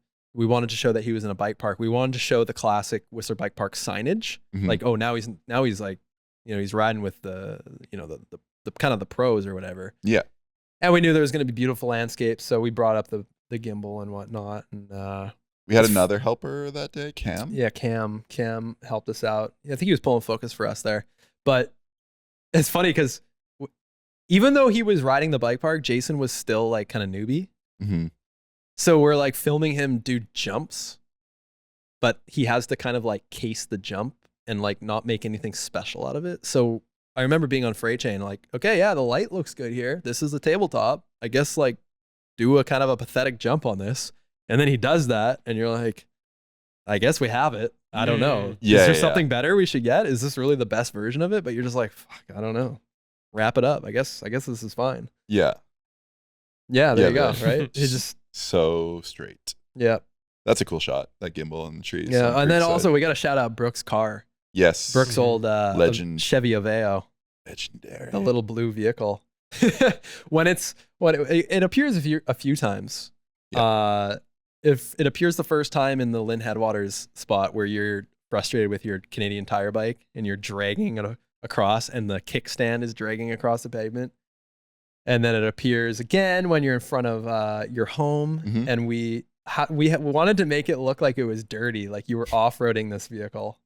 So we took just straight up dirt and we were sprinkling dirt, I guess a little bit of water too. Yeah, I To- think we made the car wet first. To make it look like you had, done some donuts outdoors. And then we wrote "send it" with our finger in the window. But my concern was that it didn't really look legit. It just looked like someone sprinkled dirt on it. But Yeah. it's, You just accept it when you watch it. yeah. yeah. Tells And the then story. it appears once more where you're crying, where you made a fool of yourself Yeah, on your first date. my first date. Did we film 2 days with Jess/Megan on the trails? I think so. I also wanted to Yeah. shout out the clock shot. There's a clock shot in there. And for the big fans, that was shot in Jane's T post office. There. Yeah, there's the clock. Yeah. I one time I went to our post office because that's where every single piece of our merch gets shipped out of, Jane's Tea Garden. And one time I just saw there was a nice clock on her wall, and I was like, hey, can I come in here and film that? Hey, nice clock. You got a nice looking clock. You mind if I bring a camera? Yeah, I Yeah. had a black cock once. Or fuck. So yeah, we had to do 2 days with Jess. We did the office day, and then we had to do a riding day. Mhm, Once again, shot on Seymour. mhm. With Byron, I think. Byron was there. Yeah. Calvin was there. And we shot on John Deere. Mhm. And the idea was she's kicking your ass and you're falling behind and you're stumbling, you're walking down things. You can't even walk down the things. It's so difficult. Mhm. We had to ride you we had to film What? you riding, getting sketchy. Yep. And that was a bit of a weird thing. It was That's like, hard. how do we show in 2 seconds that you're sketchy? Yeah, Right. it's very hard to do. Yeah. It takes some skill to look sketchy on purpose. That's where the thumbnail of the video's from that day. Yeah. Climbing down the John Deere rock. Do I love a thumbnail that's just a screen grab? Yeah. I love it. It's great. That It's is great. the golden age of YouTube, where it's not clickbait and contrived and photoshopped to hell. Yeah, and then something else we did borrow from How to Lose Weight was the characters miming the VO, where it's Voicing like, it. she says, that was really fun. And Yeah. you say, we should do it again sometime or something. And she was really good at that with the timing. And I wonder how we must have recorded those shots first and then done the VO to match the footage. Yes. Yeah. Yes. Yes. We didn't yes. have the VO first. Yeah, and it worked out really well. I It think worked that out was another super thing well. where I was really uncertain. Yeah.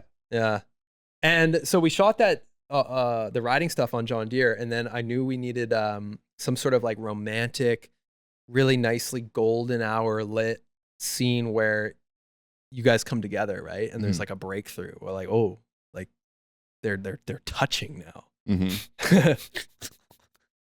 And this is the scene where she jumps into your arms. Yeah. And I remember finishing the trail shoot, and we had two options where to go. I don't know. It was like, I think one option was very far and maybe even like low. Maybe it was going to be like beach or something because it was the easy way to get sunlight. But then last minute, we're like, screw it. Let's go to the top of Seymour.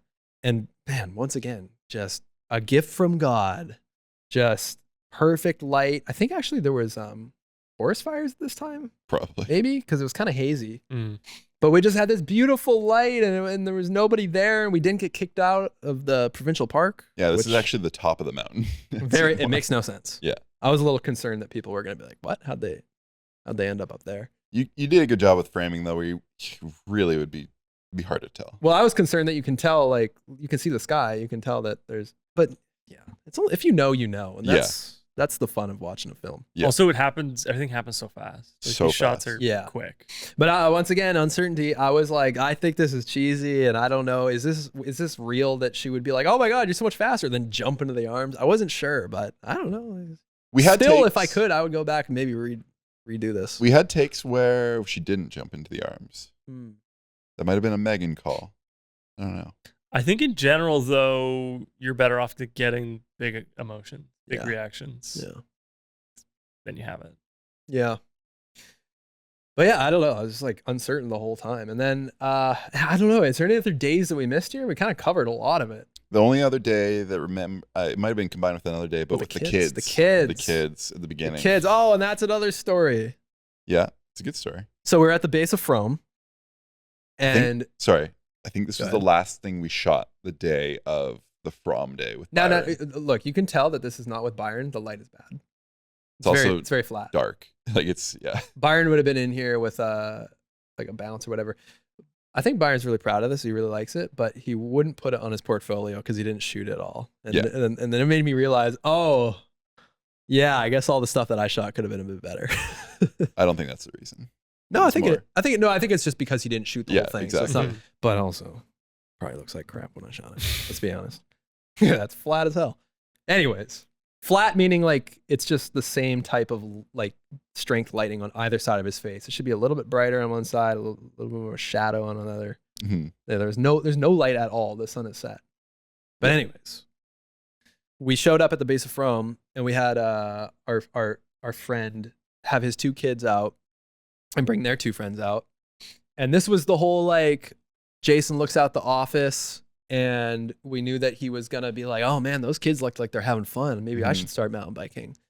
But we had to re-script it so that he's just going for a walk. So we re-script it to go outside, see those kids instead of look out the window or whatever. And so we filmed, well, let's just say when we first arrived, there was some drama. A lot of drama. We parked our car on the public street.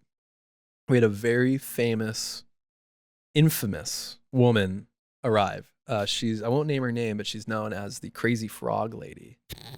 She's infamously tried to shut down basically mountain biking on the shore, Frome specifically, because the mountain bike trails were getting in the way of frog migration trails. And I think, did she end up like going to court and all this stuff? Was that her? Was there a court case? No, I think that was someone else. Okay. Yeah. But she probably sabotaged trails and putting sticks and rocks and shit. And she didn't like mountain bikers at all. And I mean, when I was a young kid, I knew about this woman. I never saw her. She was just an enigma. I didn't know about her at all. But my dad would tell tales of her. I heard tales from like my bosses and stuff. The Crazy Frog Lady. She hated mountain bikers. If you're gonna come across her, like that's bad news. We park. Guess who it is? Crazy Frog Lady. She's already fumed up. She's ready to fight, throw hands. Her big problem was that we weren't allowed to park wherever, right? That was her big fuss. Yeah, and we arrived with probably like 3 or 4 vehicles, I'm guessing. Yep. Yeah. And we were parking almost right in front of her house. We didn't know this. Another gift from God. There's like someone who knew our videos Like, oh, hey, it's you guys. Oh, hey, oh, don't worry about her. Don't worry about her. Come park in my driveway directly across from where we're trying to shoot. Mm-hmm. Save the day. And she was like, do you guys have a permit for this? And everything. She tried everything she could do to shut us down. In the end, it was all good. Mm-hmm. She went into her house and didn't bother us. And I think it was all because that dude showed up. Yeah, I think so too. But in her defense, you could say she's pretty committed to her to her cause. ah, you almost had it. So what's the joke? So anyways, we had to shoot these guys, had these kids having fun, right? So we just shot this a few ways. We have many takes of this. Yeah. It was like, all right, I need you guys to like just do trains and then just naturally just do whatever you would do. I just tried to not over direct them. Like, I just want you guys to session this ramp. But all I want you guys to do is like, once the last guy jumps over, all high five. So they're all high fiving each other and stuff. And it was pretty funny. And then I think at one point, Fortnite was really popular. It was starting to pop off at this time. They started doing the emote dances. Like, I don't know what you call them, but each of them have their own like little dance, right? Would you guys have known that's called emoting? Mm-hmm. Nope. And I was like, hey, that's pretty funny. And then I think one of the dads in the background was like, that's funny. And I was like, oh shit, if he thinks it's funny, maybe we should do it. So I think we doubled down on it. We're like, okay, everybody's got to do their Fortnite dances. And it was, I don't know, it was just pretty funny. It was just genuine and yeah, it's an easy way to tell a kid to go ham and not make it Mhm. awkward. Yes. It's like, just do your dance and like, oh, I freaking love the dance. oh yeah. And like, yeah, they sent it. And it's just hilarious that they each are doing a different one. Yeah, And they they're got all their doing own. it well. Yeah. Think of how big great. they all are now. Oh And- man. Right? They're Well, probably all like 17 or something. Two of these kids, Finn and Shepard, are actually in my first time at the Whistler Bike Park. Yeah. Yeah. And they might all be in Super Caliber when they're Oh, at the arguing skate over park? cross country Yeah, sucks. Yeah, they are. I'm pretty sure. Yeah. Yeah. So that was the last day of shooting. Well, was it the actual last day? No, the last day was, I'm pretty sure. Oh, bleep that. Was the last day not track store pickups? Oh, that would, I don't know. Who Yeah. cares? There was a lot of shooting. It's all a blur now. But then we had to bring it all into post. Mhm. So we got 12 days of footage, and I guess we'd been kind of piecing it together as we'd gone along or whatever as time progressed. And we had this music bed ambassadorship with Mahalo, my dude. And we said, hey guys, we have this film that we feel pretty good about. Like, would you guys extend the kind of license so that just for this one video, we can use your music? And they said, sure, which was great for us because now we just have this big library of music, so many different genres. I'm really selling Music Bed here. You should sign up for Music Bed. Use our code. Where's the code? Put it in the description. Use the code and sign up for Music Bed because it's great. We use it all the time. We've been using it for 6-7 years now. And yeah, it was really fun to score it because we were just trying to like, I don't know, generally, I don't know, a director might have someone score it for them, right? But we're just kind of doing all that ourselves. We did have help with sound and color too. I think this was our very first time that we had a colorist. We had David Tomiak on color. And I remember Byron hooked that up. And we didn't know anything about working with an actual colorist at the time. And Byron was like, oh, this is the best part. This is like the cherry on top. It's actually now my favorite part of filmmaking because you think you're like stoked on what you have. The images look great. And then you bring it to color and they just, it goes up 5 notches. Like they're bringing out vibrance that you didn't know existed. They're fixing things you didn't know you could fix. They're really magicians in there. And yeah, that was my kind of first taste. And now I'm chasing the dragon forever. Working with a colorist is great. If you have the money, you should do it. It is worth it. It will definitely improve your film. But yeah, we got to sit in there in the booth, in the booth. dark room. dark room. Yeah, I guess that was his old office. Mhm. But yeah, I don't know what else to say about post production. Anything? I don't know. You edited it, did the VO with John. Yeah, I don't know. It was pretty, like, I won't say it was easy, but the thing is with this script in particular, there's a series of events, and there's only one way that you can really arrange those events. Yeah. So I think that part was easy, but then, like you're saying, the crossfades in the dirt jump section, and like how to cut all the screen usage in the office, that's where the And hard also part just is. like cutting stuff in general, like leaving stuff on the cutting room Yeah. floor is always hard. I think we've already kind of spoken on the hardships of the post-production. That was getting the call that you need to reshoot. Yeah. That was big, like knife in the heart kind of thing. But like I said, it was worth it, and it's not as bad as it seems. And then we released it. And we've released a lot of videos over our, what has it been? I'm looking at my watch to find out what year it is. Over 1 o'clock. 14 years, Yeah. 15 years of making videos. We've had a lot of, arguably, this isn't even the most viral. I mean, No. How to Be a DJ has, what, 35 million views now? 31 million. 31 million? It's weird because it was like one day we woke up and it was like, hey, guys, it just like skyrocketed from 3 million to 30 million. Yeah. And we looked at demographics and it was all India. Yeah. And we had nothing to do with any, like, we've never paid for bought views or any, everything's legit. Everything's legit. Yeah, we've never bought, maybe we tried buying an ad one time for like, We won't stickers or even buy something. AC. Jason's too famous to go to India now. I really do want to go to India as VOD band. Oh boy. Yeah, we released it. What kind of views were we getting? I thought it was good immediately. We knew it was Yeah. popping. Yeah, it was like not viral, but it was like ton of views, a lot of comments, and like got shared everywhere. And that's kind of when you know. I think it was like 50K in the first day. Yeah. Like overnight, and then probably the next day, probably 200,000 or something, and then it was 1 million in a week, probably. Yeah. Very quick. And that is pretty damn hard to achieve these days. But Super even it hard. was pretty hard back then too. It was getting harder. So we knew we had something big on our hands, but I don't think that we knew it was going to keep growing to like the 8 or 10 million. No, That I it don't think got. so. It has more views than How to Lose Weight, 4 Easy Steps. Does it now? Yeah. Really? Yeah. How to Lose Weight has 13 million. This is 16 on YouTube. Oh wow.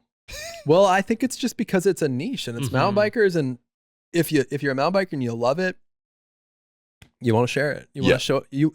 It's like a gateway for a lot of people, right? Totally. Like I think for people who feel like they're misunderstood, they share it because they're like, this is why I like it so much. Or you send it to a friend who you're trying to get into mountain biking. You're like, watch this. This could be you.